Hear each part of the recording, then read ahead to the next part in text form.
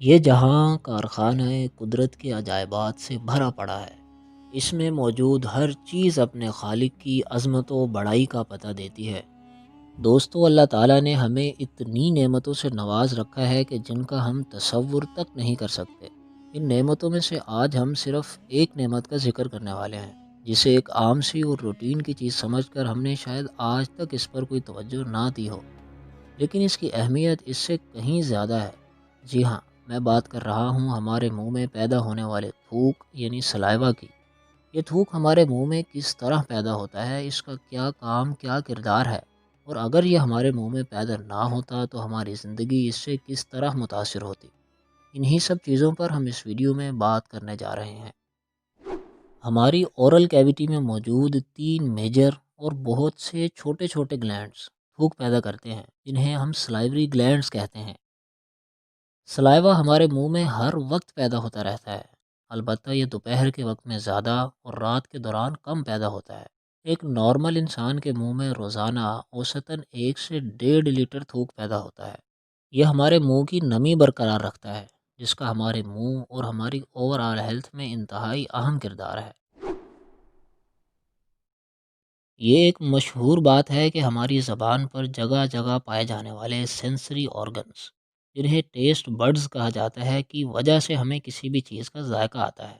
یہ بات درست تو ہے، لیکن آدھی، کیونکہ کسی بھی چیز کا ذائقہ محسوس کرنے کے لیے جتنے ضروری ٹیسٹ بڈز ہیں اتنا ہی ضروری تھوک ہے، کیونکہ جو کچھ بھی ہم کھاتے ہیں اسے زبان پر جگہ جگہ موجود مختلف ٹیسٹ بڈز تک پہنچانے کا کام تھوک ہی کرتا ہے۔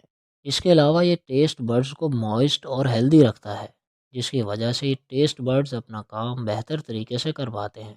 خلاصتاً یہ کہ اگر ہمارے منہ میں تھوک نہ ہو تو ہمیں کھانے کا ذائقہ نہیں آئے گا۔ جو کچھ بھی ہم کھاتے ہیں منہ میں جا کے اس چیز کا گیلا ہونا ضروری ہوتا ہے، تاکہ ہم اس چیز کو اچھی طرح چبا سکیں اور پھر نگل سکیں۔ تو کھانے کو گیلا کرنے کا یہ اہم کام بھی تھوک ہی کرتا ہے، یعنی تھوک کے بغیر کسی کھانے کو چبانا اور پھر نگلنا تقریباً ناممکن ہوتا۔ ہمارے تھوک میں تقریباً 99% پانی ہوتا ہے۔ اس کے علاوہ اس میں کچھ انزائمز بھی پائے جاتے ہیں جو کہ کھانے میں موجود سٹارچز نشاستوں کی توڑ پھوڑ شروع کر دیتے ہیں، جبکہ کھانا ابھی ہمارے منہ میں ہی ہوتا ہے۔ یہ کھانا ہضم ہونے کا پہلا سٹیپ سمجھا جاتا ہے، یعنی تھوک کی بدولت کھانا معدے میں جانے سے پہلے منہ میں ہی ہضم ہونا شروع ہو جاتا ہے۔ ہمارا منہ بیکٹیریاز کا گھر سمجھا جاتا ہے، کیونکہ اس میں تقریباً 700 قسم کے بیکٹیریاز پائے جاتے ہیں۔ یہ بیکٹیریاز ہمارے دانتوں سے چپک جاتے ہیں، اور ہم جو خوراک کھاتے ہیں اس میں سے یہ اپنے مطلب کی خوراک کھا کے گرو کرتے ہیں۔ نتیجتاً دانتوں میں کیویٹیز اور مسوڑوں کی بیماریاں پیدا ہوتی ہیں۔ یہ تھوک ہی ہے جو ان بیکٹیریاز کو دانتوں سے چپکا نہیں رہنے دیتا اور ہمیں دانتوں کی مختلف بیماریوں سے بچاتا ہے۔ کیونکہ تھوک منہ میں ایک لوبریکنٹ کا کام کرتا ہے، لہٰذا اسی وجہ سے ہم صحیح طریقے سے بول پاتے ہیں، بات کر پاتے ہیں۔ یعنی اگر ہمارا منہ خشک ہو تو ہم ٹھیک طریقے سے بات نہیں کر پائیں گے۔ تھوک ہمیں منہ میں پیدا ہونے والی بیڈ بریتھ یا بدبو سے بھی بچاتا ہے۔ جیسا کہ پہلے ذکر گزر چکا کہ ہمارے منہ میں ایک کثیر تعداد میں بیکٹیریاز پائے جاتے ہیں۔ اب ان بیکٹیریاز کے جسموں سے کچھ کمپاؤنڈز ویسٹ کے طور پہ خارج ہوتے ہیں۔ ہمارے منہ میں پیدا ہونے والی بدبو انہی ویسٹ کمپاؤنڈز کی ہوتی ہے۔ اب منہ میں موجود تھوک ان ویسٹ کمپاؤنڈز کو دھو دیتا ہے، واش کر دیتا ہے، اور ہمارے منہ کو بدبو سے بچاتا ہے۔ تو یہاں آپ کے ذہن میں ایک سوال ضرور آ رہا ہوگا کہ پھر ہمارے منہ میں بدبو کیوں پیدا ہوتی ہے، خصوصاً جب ہم سو کے اٹھتے ہیں؟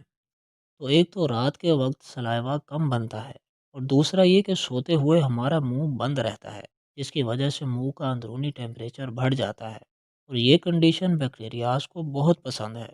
اس میں یہ زیادہ ایفیشنسی سے کام کرتے ہیں۔ تو انہی دو وجوہات کی بنا پر جب ہم سو کے اٹھتے ہیں تو ہمارے منہ سے ہواڑ آتی ہے۔